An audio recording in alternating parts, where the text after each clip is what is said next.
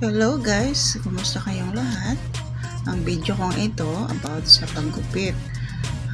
Paggupit ng maiksing buhok. Ang tinatawag nila na bob cut or bagong trending ngayon yung pixie cut. Ito po yon. Kaya pansinin nyo naman po, ito po yung hair ng customer ko is maiksi na.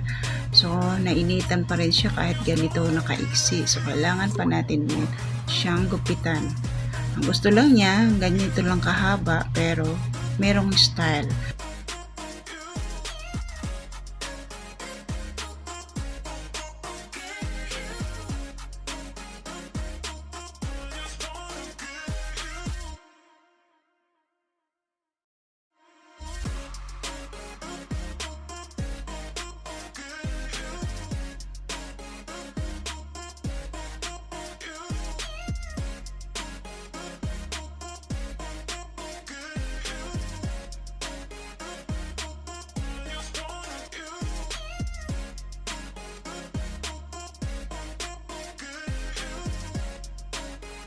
At tingnan nyo po ng mabuti at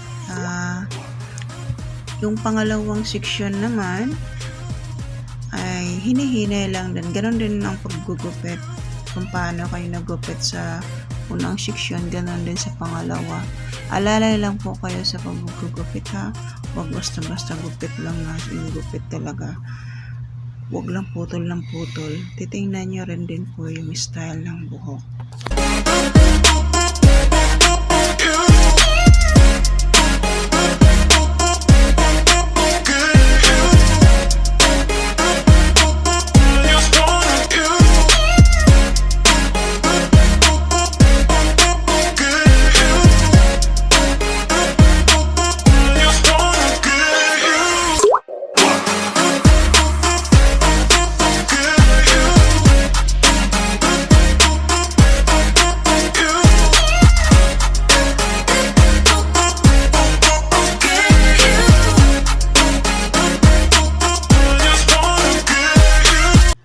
Ito na po yung part ng paggupit natin na dito tayo masubukan kung paano tayo maggupit sa kanila na pulido yung gawa mo.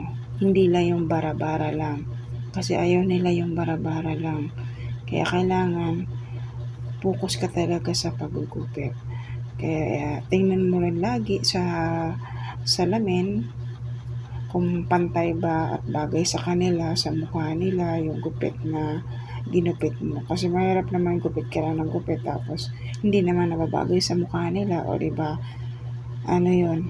Kaya kailangan talagang marunong ka rin tumingin, marunong ka rin mag-adjust kung ano yung nababagay sa client natin.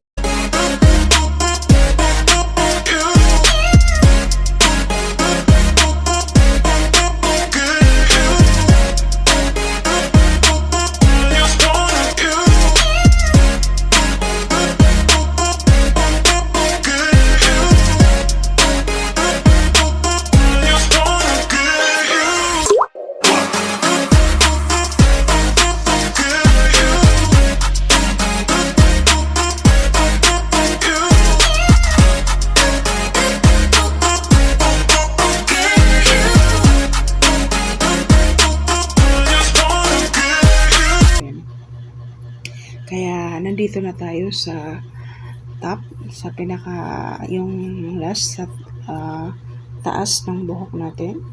Kaya ito, ang gagawin natin kasi ayan na yung maiksi, trim na lang tayo. Alam mo ba yung gunting na, yung tinatawag na tining scissor? Yan, nang magtitrim na lang tayo dyan. Tapos pantayin na lang natin yung dulo para maganda yung style. Hanggang matapos na rin din yung sa taas. At pansinin niyo guys, sa sobrang tuwa ng client, natatawa talaga siya sa mga reaction namin, lalo na yung pamangkin kong ditong pasaway din yan. Kaya nakakatuwa yung client ko.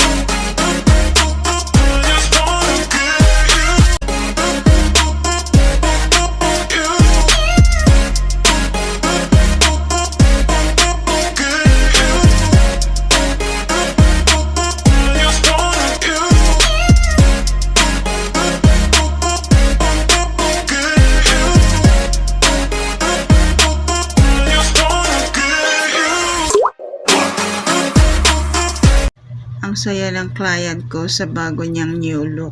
Tingnan niyo guys kung anong reaksyon niya.